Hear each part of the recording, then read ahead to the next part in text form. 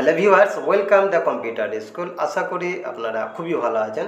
আজকে আলোচনা করব মাইক্রোসফট এক্সেলের যে বর্ডারের যে একটি বর্ডারকে আপনি বিভিন্ন কালার দিয়ে কিভাবে সাজাবেন তা নিয়ে আজকে আলোচনা করব। দেখুন এখানে যে বর্ডার রয়েছে, এখানে বর্ডারগুলি দেখুন বিভিন্ন কালার রয়েছে। তো তাহলে এইভাবে আপনি বিভিন্ন কালার দিয়ে কিভাবে সাজাবেন তা দেখাবো। দেখুন ফার্স্ট আমি নতুন একটি সিট নিলাম। নতুন সিট নেওয়ার পর একটু জাস্ট সাইজ বাড়িয়ে দিই, তাহলে সুবিধা হবে।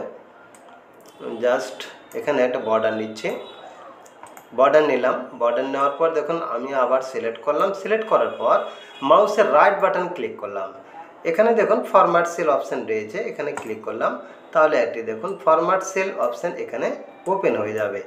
তো এখানে ভালোভাবে লক্ষ্য করবেন উপরের যে এখানে যে অপশানগুলো রয়েছে, number, element, front, border, fill. আমি যদি ফিলে ক্লিক করি এবং ধরুন এই কালারটি নিলাম, ওকে দিলাম, এখন কিন্তু ইয়েলো হয়ে গেল, অর্থাৎ কিন্তু বর্ডারের কিন্তু কালার পরিবর্তন হলো না। কারণ বর্ডারের কালার পরিবর্তন করতে গেলে এখানে দেখুন যে অপশান রয়েছে বর্ডার, এই যে অপশান রয়েছে বর্ডার, এই অপশানে ক্লিক করতে হবে। এখানে ক্লিক করলাম, তারপরে দেখুন কালার এখানে ক্লিক করলাম। এখানে অনেকগুলি কালার রয়েছে, বা আপনার এই কালারগুলি যদি পছন্দ না হয় তাহলে মোর কালারস অপশান রয়েছে, এখানে ক্লিক করলাম। এখান থেকে আপনি নিজ পছন্দ মতো আপনি কালার এখান থেকে নিতে পারবেন।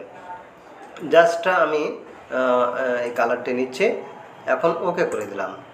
তারপরে দেখুন এই অবস্থায় যদি আমি ওকে করি তবুও কিন্তু হবে না, কারণ এখানে দেখুন নন আউটলাইন, ইনসাইড, আউটলাইন, এখানে যদি আমি ক্লিক করি আউটলাইন, দেখুন ইনসাইড, এটা ডিলিট করে দিই, নন করে দিলাম। আউটসাইড, এখন যদি আমি ওকে দিই তাহলে দেখুন জাস্ট চারদিকে কিন্তু এখন বর্ডার হয়েছে। তো দেখুন আমি প্রত্যেকটা জায়গায় এখানে বর্ডারের কালার চাইছি, তাই এখন দেখুন ইনসাইড যে অপশান রয়েছে এখানে ক্লিক করলাম। দেখুন এবার আমি ওকে দিয়ে দিলাম। দেখুন এখন কিন্তু সব জায়গাতেই দেখুন সমস্ত বর্ডারই কিন্তু এখন কালার হয়ে গেছে। আবার সিলেক্ট করলাম। এবার বিভিন্ন কালার আপনি কিভাবে দিবেন দেখুন, জাস্ট আমি এই কালারটি নিলাম। কালারটি নেওয়ার পর এখানে দেখুন বর্ডারের বিভিন্ন এখানে স্টাইল রয়েছে, জাস্ট এখানে ক্লিক করলাম। এখানে ক্লিক করার সাথে দেখুন এখানে দেখুন উপরের যে লাইন রয়েছে, উপরের লাইনটি দেখুন কালার চেঞ্জ হয়ে গেছে। ওকে দিলাম, দেখুন কালার চেঞ্জ হয়ে গেছে। তারপরে দেখুন আমি আবার সিলেক্ট করলাম। সিলেক্ট করার পর ফরম্যাট সেল এই অপশানে গেলাম। তারপরে ধরুন আমি ইয়েলো কালার দেব এবং বাম দিকের যে লাইন রয়েছে এখানে করছি। দেখুন ওকে, দেখুন এখন বাম দিকের এই লাইনে এখন কালার হয়ে গেছে। আবার দেখুন সিলেক্ট করলাম। সিলেক্ট করা ফরম্যাট সেলে রেড এখন চুজ করছি। দেখো রেড কালার চুজ করলাম। রেড কালার চুজ করার পর এখন দেখুন মধ্যের যে লাইন রয়েছে তা আমি এখানে লাইনটিতে আমি রেড চাইছি, ওকে দিলাম।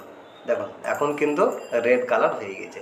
তো এইভাবে আপনি নিজের ইচ্ছা মতো মানে বর্ডারের কালার আপনি পরিবর্তন করতে পারবেন, বা একটি বর্ডারের মধ্যে বিভিন্ন কালার আপনি সেখানে দিতে পারবেন। আশা করছি এই ভিডিওটি আপনার খুবই কাজে লাগবে। এরকম অসংখ্য টিপস পেতে আমার চ্যানেলটি সাবস্ক্রাইব করুন, লাইক, শেয়ার ও কমেন্ট করুন এবং নিয়মিত ভিডিও পেতে নোটিফিকেশান অন করুন।